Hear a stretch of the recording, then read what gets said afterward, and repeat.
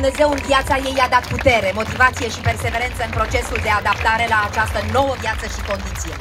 Își dorește să se implice în viețile celor din jurul ei și să-i ajute să ducă o viață sănătoasă, cu scop și speranță, ca la rândul lor să investească în viețile celor din jurul lor. A terminat Facultatea de Psihologie și Științele Educației, specializarea Psihologie în cadrul Universității Alexandru Ioan Cuza. De la terminarea facultății face parte din organizația Liderii de Mâine. Este o organizație care se ocupă cu dezvoltarea studenților din punct de vedere personal, profesional și spiritual. Îi place să cunoască oameni noi, îi aduce împlinire interacțiunea cu ei, timpul petrecut în natură, călătoriile, timpul investit în educația ei continuă și ultimul aspect, dar cel mai important, relația cu Dumnezeu. Ana Maria a defilat într-o ținută ce poartă semnătura brandului Rebecca Contrău. Și acum a venit momentul Ancăi Grama. Absolventă de filologie, drept și administrație publică, a fost jurnalist în presa locală și corespondent pentru presa națională, perioadă în care a cunoscut multe situații deosebite de viață. Are o vechime de 15 ani în administrația publică locală și centrală, a lucrat în Guvernul României, a fost purtătorul de cuvânt al primăriei Oradea, implicându-se în toate proiectele echipei de la primărie. Ulterior a devenit consilier județean al județului Bihor. De peste un an conduce Direcția de Asistență Socială Oradea, instituție care oferă servicii și programe sociale pentru comunitatea vulnerabilă și nu numai, demarând o serie de proiecte menite să îmbunătățească calitatea vieții celor care se află în această situație. Este îndrăgostită și se mândrește cu Oradea, orașul ei natal și al nostru prin adopție. Așa. Spune-mi tu mie, draga mea, care este mesajul tău față de acești oameni de suflet, față de acest eveniment, la 30-a ediție, față de Magda? Care e mesajul tău? În primul rând, vreau să vă urez bun venit și eu, pentru că Oradea m-a primit cu brațele deschise imediat după accident.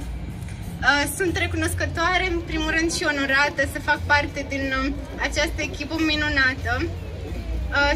Pentru mine este prima dată și mă bucur că pot să fac parte din această sărbătoare, a 30-a ediție, că este prima dată pentru voi ca și oraș.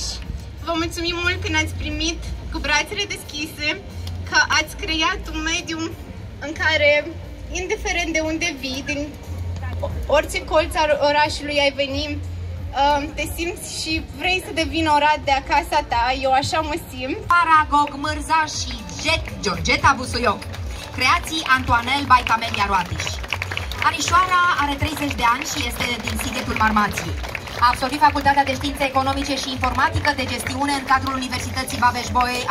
A urmat un master în Management și Evaluare de Proiect în cadrul aceleiași facultăți. În anul 2020 a absolvit cursurile unei academii internaționale unde a studiat în cadrul departamentului cu specializarea în design interior. Îi place să fie implicată în acțiuni caritabile și în dezvoltarea comunității din care face parte. Totodată este vicepreședinte a Asociației Rotaract Sighet, activând plenar din anul 2013. Tot din 2013 este și voluntară în asociația Open Your Heart în cadrul proiectului Atypic Beauty, unde este model.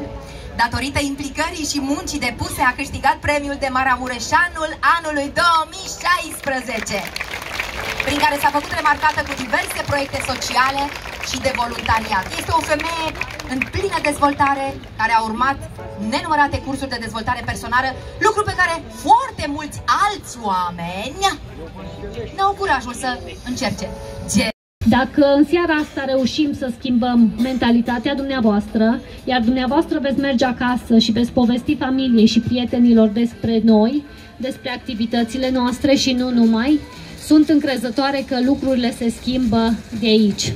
Și atunci am rugămintea la dumneavoastră, dacă aveți prieteni, cunoștințe, sunteți oameni de afaceri, încercați să vă gândiți dacă businessul dumneavoastră este accesibil și pentru noi. Vă mulțumesc! Eu îți mulțumesc și acum cedăm microfonul unui om de afaceri care chiar gândește în acest sens. Geta. Da, de altfel de asta sunt aici și sunt recunoscătoare pentru că am această ocazie să atrag atenția asupra potențialului pe care l-au productiv, pe care l-au persoanele cu dizabilități întregului mediu de afaceri. atât de frumoasă! Ioana Pleș are 28 de ani și este din Maramureș. De 12 ani s-a mutat la Oradea, unde a terminat liceul de filologie și a absolvit facultatea de jurnalism. De 3 ani lucrează și poate spune că e o persoană independentă. Îi place să fie mereu cu zâmbetul pe buze și să se lase în voia bucuriei de viață. De fapt, astea sunt scopurile ei principale. Mulțumim, Ioana! Geta Indrieș nici nu contează câți ani are și are o familie minunată. Faptul că a absolvit facultatea de asistență socială și facultatea de științe economice, două domenii total diferite, a însemnat pentru ea primii pași spre găsirea echilibrului între împlinirea sufletească și carieră. Afacerea pe care o conduce de 25 de ani în domeniul comerțului și turismului a dezvoltat atât cu mintea cât și cu sufletul, iar acest fapt i-a adus succes. Este o fire veselă, optimistă, iubește oamenii și vrea să-i vadă pe toți fericiți odată cu ea. Am fost foarte apropiată zilele acestea de amândouă, iar acum am senzația că am mai mari emoții decât voi. Dar nu vi le transmit? Aduceți-vă aminte cele două melodii, da? Gabriela Subaș, designer Ștefania Pătcaș. Mulțumim, Ștefania. Gabriela Subașu are 28 de ani, vine din Sibiu, a terminat facultatea de științe economice, iar mai apoi și-a urmat pasiunea, psihologia. A ales să pășească pe drumul propriei sale dezvoltări personale, urmând diverse cursuri, iar mai apoi devenind consilier pentru dezvoltare personală, ajutându-i și pe cei din jurul ei.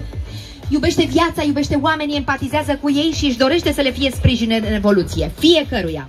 A făcut câțiva ani la rând voluntariat în cadrul unei fundații din Sibiu și cred că aici se termină pentru că s-a și întors.